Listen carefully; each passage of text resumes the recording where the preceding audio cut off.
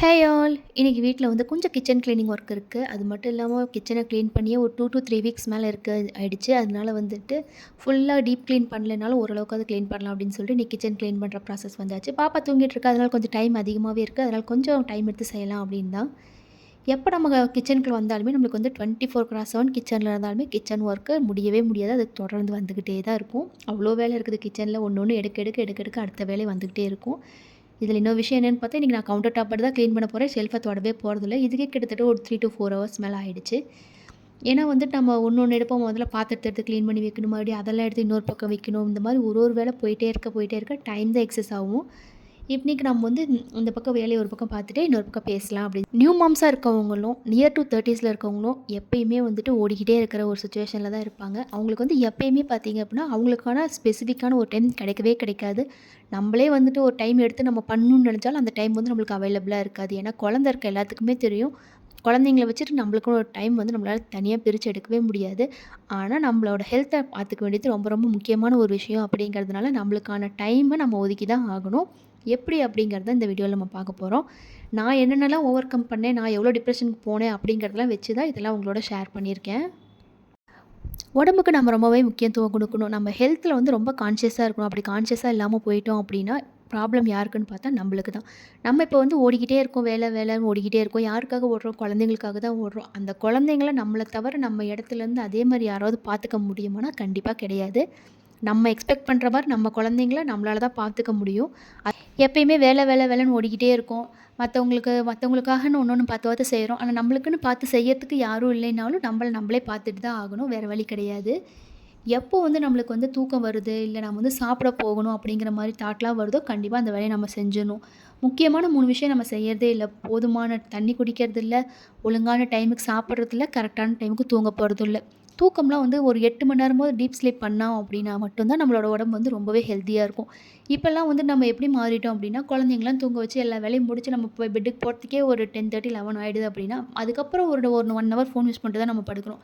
அப்ப இதுலயே நம்மளுக்கு ஒரு 2 ஹவர்ஸ் வந்து டிலே ஆயிடும். ஃபோன் யூஸ் பண்றது நம்மளோட பர்சனல் ஒப்பீனியன் தான். அது மட்டும் இல்லாம ஃபோன்ல இப்ப யாரும் யூஸ் பண்ணாம இருக்கிறதும் இல்ல. அப்படி நம்ம ஃபோன் யூஸ் பண்றோம் அப்படின்னா, நம்மளோட பெட் டைம நம்ம மாத்திக்கணும். இப்ப நம்ம எப்பயுமே 10:00 தான் போறோம் அப்படின்னா, ஒரு 8:00 போயிட்டு ஒரு 9:00 அந்த மாரி நம்மளுக்கு ஏத்த மாரி டைம மாத்திக்கிட்டு, ஒரு டீப் ஸ்லீப்க்கான 8 ஹவர்ஸ கண்டிப்பா நம்ம குடுத்து தான் ஆகணும். அடுத்து சாப்பாடு. சாப்பிட்றதுக்கு நம்ம வந்து பொறுமையா சாப்பிடணும். நம்மளுக்கு ஒரு 15 to 20 மினிட்ஸ் எடுக்கும் அப்படின்னா, நம்ம ஃப்ரூட்ஸ் எடுத்துக்கலாம். அந்த மாதிரி ஒரு மெஷர்மெண்ட்டையும் நம்ம மாத்தி எடுக்கும்போது, நம்மளுக்கான எனர்ஜி வந்து நம்மளுக்கு வந்து சேவ் ஆயிட்டே இருக்கும். நம்ம ஓடிக்கிட்டே இருக்கலாம். நம்ம ஃபேமிலிய நல்லாவே இம்ப்ரூவ் பண்ணலாம்.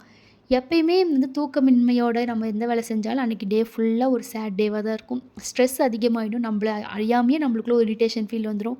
அது மட்டும் இல்லாம நம்மளுக்கு ஸ்ட்ரெஸ் ஆச்சு அப்படின்னா, நம்மளால எந்த ஒர்க்லயுமே கான்சன்ட்ரேட் பண்ண முடியாது. நம்மளுக்கு கோவம் தான் அதிகமா வரும். இதுக்கெல்லாம் வாய்ப்பு குடுக்காம இருக்கணும் அப்படின்னா, நம்மளே வந்துட்டு பேட்டரி ஃபுல்லா வச்சுக்கணும். நம்ம பிஃபோர் மேரேஜுக்கு முன்னாடி நம்மள பார்த்துக்கிறதுக்கு அம்மா இருப்பாங்க. நம்ம என்ன பண்ணாலும் இத பண்ணாத, இந்த டைம்க்கு இத பண்ணு, அத பண்ணு நம்மளுக்காக ஒரு கைட்லைன் போட்டுட்டு நம்ம பின்னாடியே வந்துக்கிட்டே இருப்பாங்க. ஆனா ஆஃப்டர் மேரேஜ்க்கு அப்புறம் நம்ம ஒரு ஃபேமிலி ரன் பண்ணுறோம் அப்படிங்கிறதுனால, நம்ம பின்னாடியே வரதுக்கு ஆள் கிடையாது. ஸோ நம்மளே பார்த்துக்க வேண்டிய ஒரு சிச்சுவேஷன்ல இருக்கும்போது, நம்ம ஹெல்த் மேல நம்ம தான் கான்சன்ட்ரேட் பண்ணணும்.